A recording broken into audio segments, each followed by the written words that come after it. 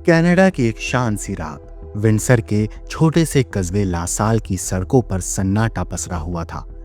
घड़ी करीब 9:30 बजा रही थी और एक घर के बाहर अचानक कुछ ऐसा हुआ जिसने हजारों किलोमीटर दूर पंजाब के एक गांव तक मातम फैला दिया। एक महिला जो दिन में लोगों की जान बचाने का काम करती थी, साथ ही साथ सोशल मीडिया पर अपनी बेबाक आवाज रखने के लिए भी वो महिला जानी जाती थी और उसकी जिंदगी पहले ही कई मुश्किलों से गुजर चुकी थी।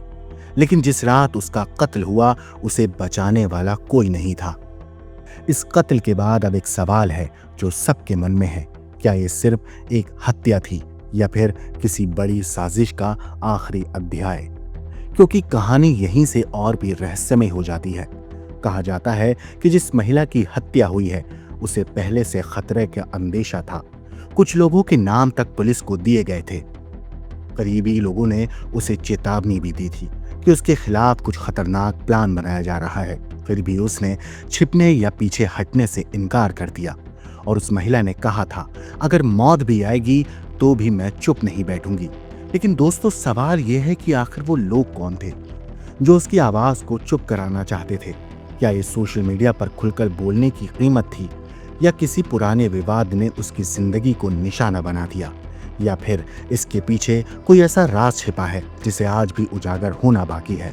और सबसे बड़ा सवाल, अगर खतरे की जानकारी पहले से थी तो फिर उस रात उसे बचाया क्यों नहीं जा सका? कनाडा में हुई इस खौफनाक वारदात ने न सिर्फ वहां की भारतीय कम्युनिटी को हिला दिया, बल्कि पंजाब के लुधियाना जिले के नारंग गांव में भी हर घर में एक ही सवाल गूंज रहा है।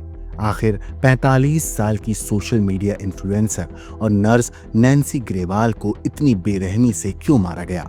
आज की इस कहानी में आपको उसी रहस्यमय कत्ल की परतें खोलकर बताएंगे, जहां एक महिला की बहादुरी, कई विवाद, धमकियां और एक खौफनाक रात सब मिलकर बनाते हैं एक ऐसा केस जो अब सिर्फ एक मर्डर नहीं बल्कि एक गहरी साजिश की तरफ इशारा करता है। तो आखिर उस रात लासाल की उस सड़क पर क्या हुआ था? कौन थे वो लोग जो उस महिला की जान के पीछे पड़े थे? और क्या सच कभी सामने आएगा? यही है आज की जुर्म, राज और हत्या की नैन्सी ग्रेवाल मर्डर मिस्ट्री की पूरी कहानी। कनाडा में रहने वाली भारतीय मूल की सोशल मीडिया इन्फ्लुएंसर और नर्स नैन्सी ग्रेवाल की हत्या ने हर किसी को हैरान कर दिया है। ये घटना इतनी खौफनाक थी कि कनाडा की भारतीय कम्युनिटी से लेकर पंजाब में उसके परिवार तक हर कोई सदमे में है। नैन्सी मूल रूप से पंजाब के लुधियाना के नारंग गांव की रहने वाली थी। मंगलवार रात कनाडा के विंडसर के लासाल इलाके में उसकी बेरहमी से हत्या कर दी गई। बताया जा रहा है कि जब नैन्सी एक मरीज को देखकर उसके घर से बाहर निकली, तभी कुछ लोगों ने उस पर चाकू से हमला कर दिया। परिवार को इस दर्दनाक घटना की खबर अगले दिन मिली। नैन्सी की मां सुंदर पाल ग्रेवाल का कहना है कि ये कोई अचानक हुई वारदात नहीं थी, बल्कि उनकी बेटी को पहले से निशाना बनाया जा रहा था। नैन्सी सोशल मीडिया पर काफी एक्टिव रहती थी और समाज से जुड़े मुद्दे पर खुलकर अपनी राय रखती थी। उनकी मां का कहना है कि वो इसी वजह से कुछ लोग उनसे नाराज भी हो गए थे।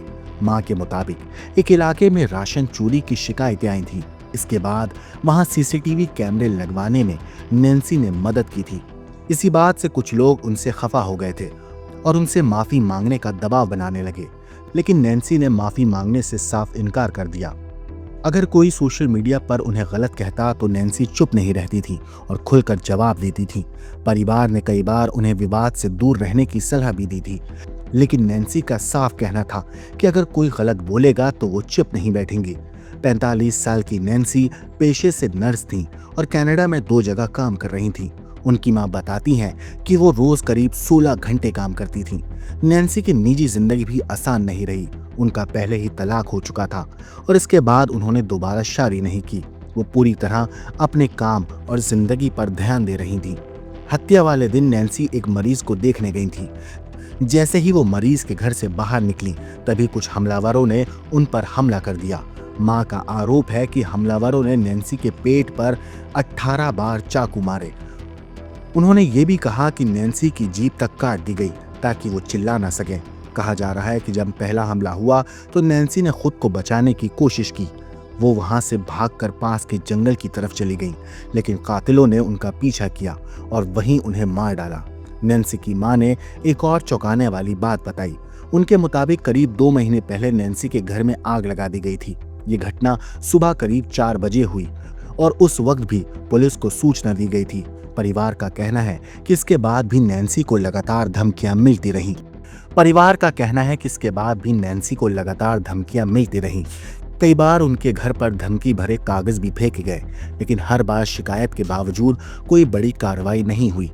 नैन्सी की बहन अलीशा का कहना है कि नैन्सी को पहले से अपनी जान का खतरा था। उन्होंने कुछ लोगों के नाम कनाडा पुलिस को भी दिए थे और कहा था कि अगर उनके साथ कुछ भी हो जाए तो उन लोगों से पूछताछ की जाए। अलीशा के मुताबिक करीब 15-20 दिन पहले नैन्सी के एक दोस्त ने उन्हें चेतावनी भी दी थी कि उनकी हत्या की साजिश रची जा रही है और कुछ दिनों के लिए कहीं और चली जाए। लेकिन नैन्सी ने साफ कहा था कि मौत मंजूर है, लेकिन वो डर कर वो चुप नहीं बैठेंगी। बहन ने बताया कि जब हमलावरों ने पहला हमला किया तो नैन्सी जान बचाने के लिए वापस घर के अंदर भागना चाहती थी, लेकिन घर का दरवाजा ऑटो लॉक हो चुका था। अगर दरवाजा खुल जाता तो शायद उनकी जान बच सकती थी। घर के अंदर मौजूद बुजुर्ग मरीज पैरालाइज थी, इसलिए दरवाजा नहीं खोल पाई। उन्होंने तुरंत पुलिस को फोन किया। इसके बाद नैन्सी जान बचाने के लिए घर के पीछे जंगल की तरफ भागी, लेकिन हमलावरों ने वहां उन्हें घेर लिया और लगातार चाकू से हमला करते रहे। जब पुलिस मौके पर पहुंची तब तक नैन्सी काफी खून खो चुकी थी। उन्हें एम्बुलेंस से अस्पताल ले जाया जा रहा था, लेकिन रास्ते में ही उन्होंने दम तोड़ दिया। लासाल पुलिस के अधिकारी माइकल पियर्स का कहना है कि शुरुआती जांच में ये साफ लग रहा है कि हत्या अचानक नहीं हुई, बल्कि पहले से प्लान करके की गई थी। पुलिस को कई सुराग मिले हैं और हर एंगल से जांच की जा रही है। नैन्सी की मां ने भारत और कनाडा दोनों सरकारों से न्याय की मांग की है। उनका कहना है कि उनकी बेटी की बेहद बेरहमी से हत्या की गई है और दोषियों को जल्द से जल्द गिरफ्तार किया जाना चाहिए। फिलहाल नैन्सी का शव कनाडा की मॉर्चुरी में रखा गया है। उनकी मां कनाडा जाने की तैयारी कर रही हैं ताकि बेटी के अंतिम संस्कार की प्रक्रिया पूरी कर सकें। अब सबसे बड़ा सवाल दोस्तों यही है, आखिर नैन्सी ग्रेवाल को इतनी बेरहमी से किसने और क्यों मारा? इस सवाल का जवाब अब कनाडा पुलिस की जांच से ही सामने आएगा। ब्यूरो रिपोर्ट, क्राइम तक।